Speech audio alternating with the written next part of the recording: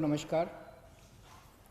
2 दिन से थोड़ा बुखार था, गले में थोड़ी खराश थी। इतवार को थोड़ा बुखार होना शुरू हुआ तो सबने सुझाव दिया कि कोरोना का वक्त चल रहा है और यही सिम्टम्स होते हैं कि कोरोना का टेस्ट करा लेना चाहिए। कल सुबह कोरोना का टेस्ट हुआ था, शाम तक रिपोर्ट नेगेटिव आई।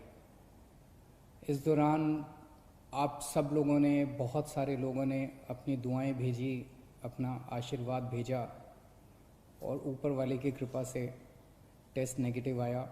आप सब लोगों का बहुत बहुत तहे दिल से शुक्रिया जिन्होंने अपने शुभकामना संदेश भेजे।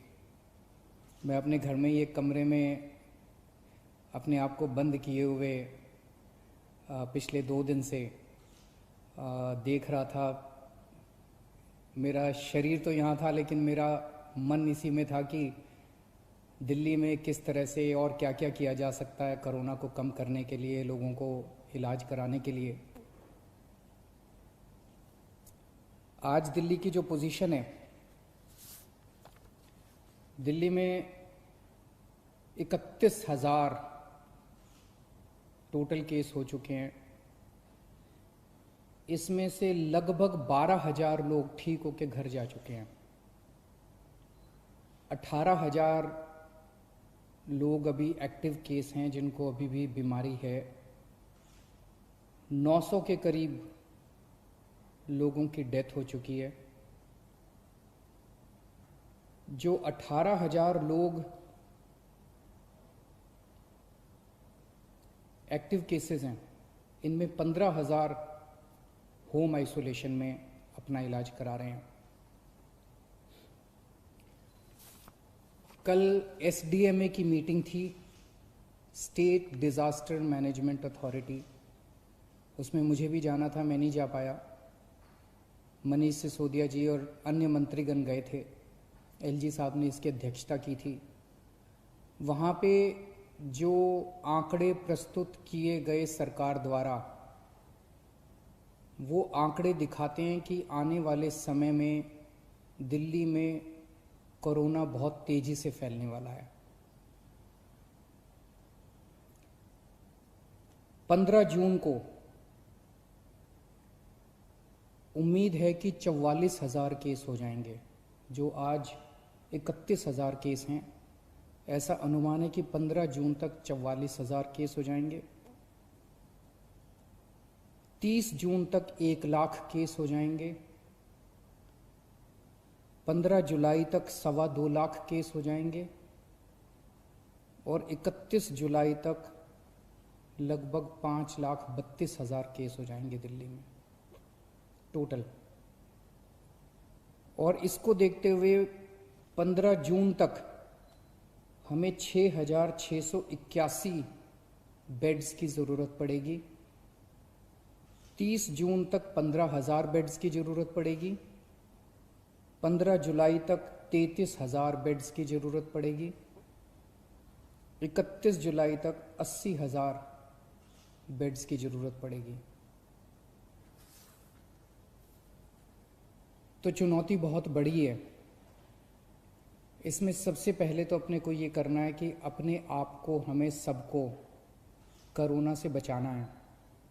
इसे अब जन आंदोलन बनाना है। 3 बातों को, हमें मास्क पहन के घर से निकलना है, हमें बार बार हाथ धोने हैं, सैनिटाइज करने हैं और सोशल डिस्टेंसिंग करनी है। अभी तक हम कहते थे कि हमें करना है, अब हमें ये भी करना है कि अगर कोई नहीं कर रहा तो उनसे हाथ जोड़ के विनती करनी है कि भाई साहब आप भी कर लीजिए। आपकी सेहत के लिए भी अच्छा है और दूसरों की सेहत के लिए भी अच्छा है। क्योंकि अगर कोई और नहीं कर रहा तो उसकी वजह से दूसरों को फैल सकता है, उसकी वजह से कोरोना दूसरों को हो सकता है। तो इसे अब जन आंदोलन अपने को बनाना है, सबको खुद भी करना है और दूसरों से भी करवाना है। जैसे ऑड इवन में हमने जन आंदोलन किया था ना, ऑड इवन में हम भी करते थे और अगर कोई फॉलो नहीं कर रहा तो गाड़ी रोक के शीशा नीचे करके उसको कहते थे कि भाई साहब घर चले जाओ, आपका व्हीकल आज ऑड है या इवन है, ये ठीक नहीं है। ऐसे इसको भी अपने आप को जन आंदोलन बनाना है। अपने को, अपने स्वास्थ्य के लिए ये ज़रूरी है। जितना इसको फॉलो करेंगे उतना चांसेस कम हैं कि आपको कोरोना होगा। दिल्ली की कैबिनेट ने निर्णय लिया था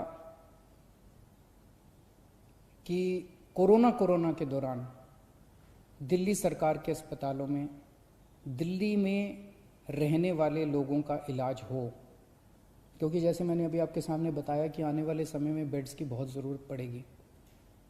सोमवार को केंद्र सरकार ने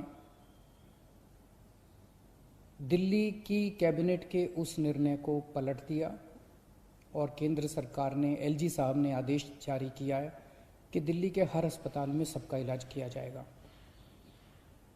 मैं देख रहा था टीवी पे कुछ लोग कह रहे थे कि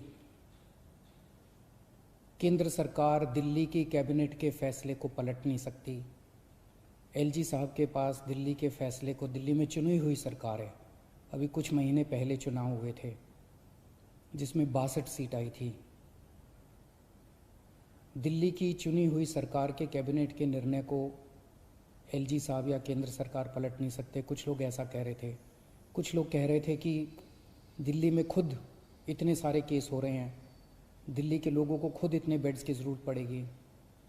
मेरा अब ये कहना है, केंद्र सरकार ने निर्णय ले लिया, एलजी साहब ने आदेश पारित कर दिया। ये समय असहमतियों का समय नहीं है, ये समय एक दूसरे से डिफर करने का समय नहीं है। अब जो निर्णय हो गया केंद्र सरकार का, एलजी साहब ने जो आदेश दे दिया उसको लागू किया जाएगा। एलजी साहब के आदेश को अक्षरशः लागू किया जाएगा, केंद्र सरकार के निर्णय को लागू किया जाएगा। अब इस पे कोई असहमति नहीं करनी, अब इस पे कोई वाद विवाद नहीं करना, अब इस पे कोई लड़ाई झगड़ा नहीं करना। ये सब लोग, मैं जितने सरकार के अंदर भी हैं, जितने पार्टी के लोग हैं, मैं सबको मैसेज देना चाहता हूं कि एलजी साहब के आदेश को लागू किया जाएगा, केंद्र सरकार के निर्णय को लागू किया जाएगा। चुनौती है, बहुत बड़ी चुनौती है, अभूतपूर्व चुनौती है। जैसा मैंने कहा, 15 जुलाई को दिल्ली में 33,000 बेड्स की जरूरत पड़ेगी दिल्ली वालों के लिए। 31 जुलाई को 80,000 बेड्स की जरूरत पड़ेगी। बाहर से कितने लोगों के आने की उम्मीद है? मोटे मोटे तौर पे देखें तो दिल्ली के अस्पतालों में जब कोरोना नहीं था, नॉर्मल टाइम में दिल्ली के अस्पतालों में 50% लोग दिल्ली के बाहर से आके इलाज कराते हैं। तो अगर वो अभी माना जाए तो जितने बेड्स हमें दिल्ली के लोगों के लिए चाहिए, उतने ही बेड हमें दिल्ली से बाहर से आने वाले मरीजों के लिए, हमारे भाई बहनों के लिए चाहिए होंगे।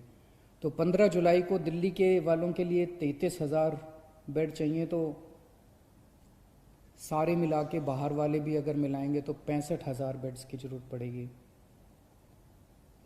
और 31 जुलाई को 80,000 बेड अगर दिल्ली वालों के लिए चाहिए तो लगभग 1.5 लाख टोटल बेड्स की ज़रूरत पड़ेगी। बहुत ज़्यादा बड़ी चुनौती है, आसान काम नहीं है।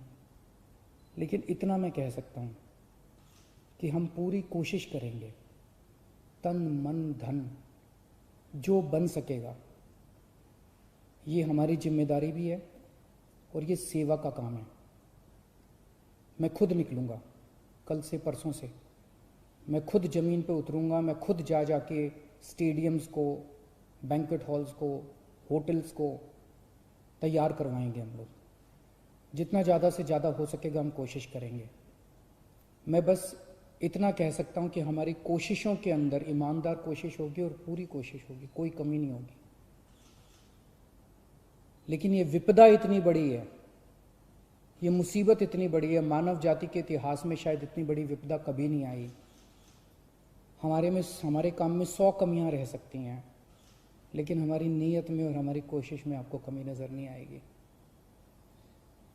मैं पड़ोसी राज्यों से भी, वहाँ की सरकारों से भी निवेदन करता हूँ, अपील करता हूँ कि वहाँ समुचित व्यवस्था करें अपने अपने बेड्स के लिए और मरीजों के लिए। कर भी रहे होंगे, मैं किसी को दोष नहीं निकालना चाहता, कर भी रहे होंगे ताकि कम से कम लोगों को दिल्ली आने की ज़रूरत पड़े। इस दौरान मैं देख रहा था कि मीडिया वाले बहुत अच्छा काम कर रहे हैं। मैं मीडिया को सैल्यूट करना चाहता हूँ, मैं मीडिया को साधुवाद धन्यवाद देना चाहता हूँ। आपने हमारी जो जो कमियां रह जाती हैं, आप रोज़ हमारी कमियां बताते हैं और वो कमियां हमें सीखने का एक मौका देती हैं। आपने हमारे ऐप में इतनी सारी कमियां बताई, उन कमियों को पिछले एक हफ्ते के अंदर हमने काफ़ी दूर किया है। अभी भी कुछ कमियां हो सकती हैं, आप प्लीज़ हमें ज़रूर बताइएगा। काफ़ी कमियों को ऐप में दूर किया, लेकिन अभी भी जो कमियां हो हमें ज़रूर बताइएगा। मैं देखता हूं कि लगभग हर चैनल पे कुछ पेशेंट्स को या पेशेंट्स के रिश्तेदारों को, दोस्तों को, वो किस तरह से बताते हैं कि कई अस्पतालों में गए, मैं पहले इस अस्पताल में गया, मैं इस अस्पताल में गया, मैं इस अस्पताल में गया, मुझे इलाज नहीं मिला, मुझे बेड नहीं मिला। मैं सोच रहा था कि टोटल कितने 10, 12, 15 चैनल होंगे। उन 15 चैनलों पे 15 या 20 केसेस बताए जा रहे होंगे, लेकिन ऐसे लोगों की संख्या जिनको तकलीफ हो रही है, जिनको बेड नहीं मिल रहे, उससे कहीं ज़्यादा है। केवल 15-20 लोग नहीं हैं जो टीवी पे आए। लेकिन मैं आपकी जानकारी के लिए बता दूं, पिछले एक हफ्ते में एग्जैक्टली 8 दिन में दिल्ली के अस्पतालों में 1900 लोगों का एडमिशन हुआ, 1900 लोगों को बेड मिले हैं दिल्ली के अस्पतालों में। और आज 4200 बेड अभी खाली हैं। लेकिन ये 4200 बेड मोस्टली सरकारी अस्पतालों में खाली हैं, प्राइवेट के मोस्टली भर गए हैं। उसका भी इंतजाम कर रहे हैं, कोशिश कर रहे हैं। लेकिन पिछले 8 दिनों में 1900 लोगों को बेड मिले। लेकिन एक तरफ जहां 1900 लोगों को बेड मिले, वहीं कम से कम 150-200 लोगों को बेड के लिए धक्के भी खाने पड़े। तो जब टीवी चैनलों के ऊपर एक एक केस बताया जाता है, मेरी टीम एक एक केस पे गौर करती है और हम उससे सीखने की कोशिश करते हैं। एक तरफ हम कोशिश करते हैं कि उस व्यक्ति को हम उसकी विपदा दूर कर सकें, और दूसरी तरफ उसे तकलीफ क्यों हुई, हमारे सिस्टम में कहाँ कमी थी, उस कमी को सीख के उस सिस्टम की कमी को हम दूर करने की कोशिश करते हैं, ताकि आने वाले और किसी को तकलीफ ना हो। लेकिन फिर भी हम परफेक्ट नहीं हैं, सब कुछ ठीक नहीं है, अभी बहुत सारी कमियां हैं हमारे सिस्टम में, और सब कुछ लेकिन खराब भी नहीं है। काफ़ी कुछ काम हुआ भी है, हमारे डॉक्टर्स लगे हुए हैं, हमारे नर्सेस लगे हुए हैं, सरकारी ऑफिसर्स लगे हुए हैं, पुलिस वाले लगे हुए हैं, सब लोग बहुत काम कर रहे हैं। लेकिन अभी भी बहुत सारी चीज़ें ठीक करनी है। मेरी मीडिया के साथियों से निवेदन है कि इसी तरह से आप हमें अपने चैनल पे तो दिखाते ही हैं, लेकिन अगर चैनल के अलावा भी कहीं कोई आप कोई स्टोरी ना दिखा पाएँ, कहीं कोई कमी नजर आए, तो फ़ोन कर देना, उसको हम ठीक कराने की कोशिश करेंगे। और सबसे ज़रूरी बात, ये समय आपस में लड़ने का नहीं है, ये समय राजनीति का नहीं है। मैं देखता हूँ आपस में ये पार्टियां सारी लड़ रही हैं, बीजेपी वाले आम आदमी पार्टी से लड़ रहे हैं, आम आदमी पार्टी वाले कांग्रेस से लड़ रहे हैं, कांग्रेस वाले बीजेपी से लड़ रहे हैं, वो उससे लड़ रहा है, वो उससे लड़ रहा है। अगर हम सारे आपस में लड़ते रहे तो कोरोना जीत जाएगा। और जो एक आम आदमी बैठ के टीवी चैनल देखता है, वो सोचता है यार ये क्या पार्टियां हैं, आपस में लड़ रही हैं, मेरी किसी को परवाह नहीं है। हमें आपस में नहीं लड़ना, हमें इस टाइम एकजुट होना है, हमें एक देश बनना है। जब तक सारे मिलके नहीं लड़ेंगे, बीजेपी, कांग्रेस, आम आदमी पार्टी, ये पार्टी, वो पार्टी, डॉक्टर्स, नर्सेज, पुलिस, सारी संस्थाएं, समाजसेवी संस्थाएं, धार्मिक संस्थाएं, जब तक सारा देश मिलके एक साथ नहीं लड़ेगा, तब तक हम कोरोना को नहीं जिता पाएंगे। आप सोच भी नहीं सकते कितनी बड़ी विपदा है ये। आपस में नहीं लड़ना, सारी सरकारों को मिलके, सारी संस्थाओं को मिलके, सारी पार्टियों को मिलके हमें एकजुट होके कोरोना को हराना है। अगर हम आपस में लड़े, कोरोना जीत जाएगा, और अगर हम एकजुट हो गए, हम कोरोना को हरा लेंगे। शुक्रिया।